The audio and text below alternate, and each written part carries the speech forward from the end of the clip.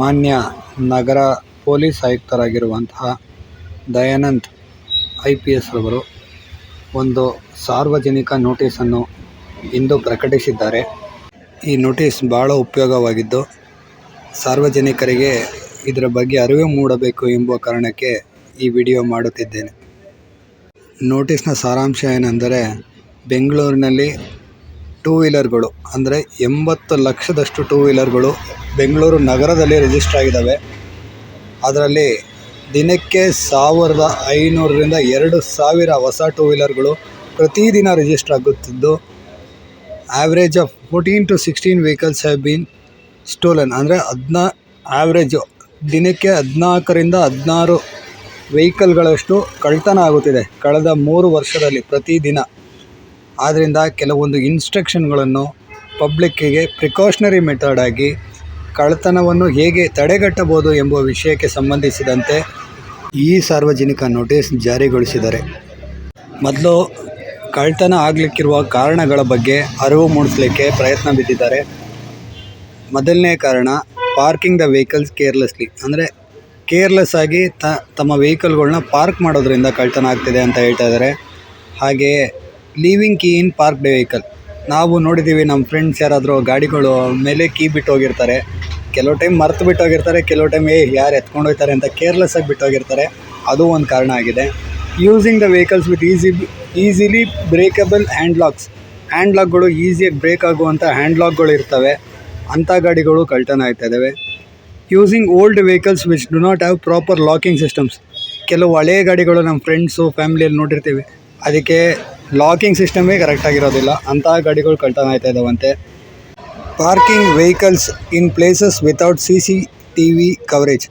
CCTV coverage ಇಲ್ಲದೇ ಇರುವಂಥ ಜಾಗಗಳಲ್ಲಿ ವೆಹಿಕಲ್ಗಳನ್ನು ಪಾರ್ಕ್ ಮಾಡೋದ್ರಿಂದ, parking in deserted or in dark areas.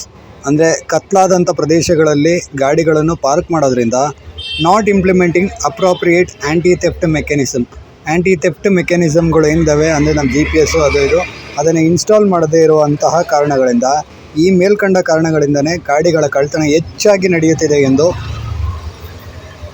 ಗೌರವಾನ್ವಿತ ನಗರ ಪೊಲೀಸ್ ಆಯುಕ್ತರು ತಿಳಿಸಿರುತ್ತಾರೆ.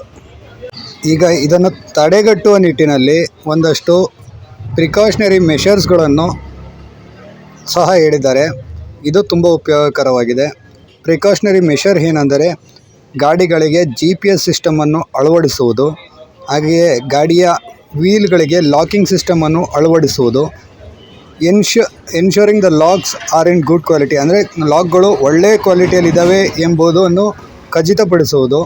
ಹಾಗೆಯೇ CCTV ಇರುವಂತಹ ಜಾಗಗಳಲ್ಲಿ ಗಾಡಿಯನ್ನು ಪಾರ್ಕ್ ಮಾಡೋದರಿಂದ, ಹಾಗೂ avoid parking in deserted areas. ಅಂದರೆ ಈ ನಿರ್ಜನ ಪ್ರದೇಶಗಳಲ್ಲಿ ಗಾಡಿಗಳನ್ನು ನಿಲ್ಲಿಸುವುದರಿಂದ ಗಾಡಿ ಕಳ್ಳತನ ಆಗ್ತಿದೆ ಅಂತ ಆವಾಗಲೇ ಏನು ಹೇಳಿದ್ರು, ಅದೇ ರೀತಿ ಅದನ್ನು ತಡೆಗಟ್ಟಲಿಕ್ಕೆ ಅಂಥ ಜಾಗಗಳಲ್ಲಿ ಗಾಡಿ ನಿಲ್ಲಿಸಬೇಡಿ ಅಂತ ಹೇಳ್ತಾ ಇದ್ದಾರೆ.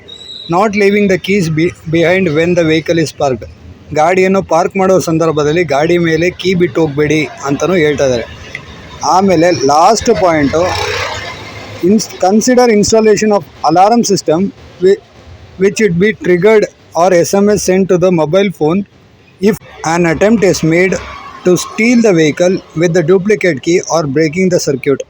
ಅಂದರೆ ಗಾಡಿಯನ್ನು ಕಳ್ಳತನ ಮಾಡುವ ನಿಟ್ಟಿನಲ್ಲಿ ಡೂಪ್ಲಿಕೇಟ್ ಕೀ ಅಥವಾ ಇತರ ಗಾಡಿಯ ಸೆಕ್ಯೂರಿಟಿ ಸಿಸ್ಟಮ್ನ ಬ್ರೇಕ್ ಮಾಡಿಬಿಟ್ಟು, ಅಂದರೆ ಸರ್ಕ್ಯೂಟ್ನ ಬ್ರೇಕ್ ಮಾಡಿಕೊಂಡು ಗಾಡಿ ಎತ್ಕೊಂಡು ಹೋಗೋ ಟೈಮಲ್ಲಿ ಒಂದು SMS ಅಥವಾ ಒಂದು ಮೊಬೈಲ್ ಫೋನ್ ಅಲರ್ಟು ಸಿಗುವಂಥ ನಿಟ್ಟಿನಲ್ಲಿ ಯಾವುದಾದ್ರು ಸೆಕ್ಯೂರಿಟಿ ಅಲಾರ್ಮ್ನ ಇನ್ಸ್ಟಾಲ್ ಮಾಡುವ ನಿಟ್ಟಿನಲ್ಲಿ ನೀವು ಯೋಚಿಸಬೇಕೆಂದು ಗೌರವಾನ್ವಿತ ನಗರ ಪೊಲೀಸ್ ಆಯುಕ್ತರು ದಯಾನಂದ್ ಸರ್ ಅವರು ಈ ಪಬ್ಲಿಕ್ ನೋಟಿಸ್ ಮುಖಾಂತರ ತಮ್ಮಲ್ಲಿ ಅಪೀಲ್ ಮಾಡ್ಕೊತಾ ಇದ್ದಾರೆ.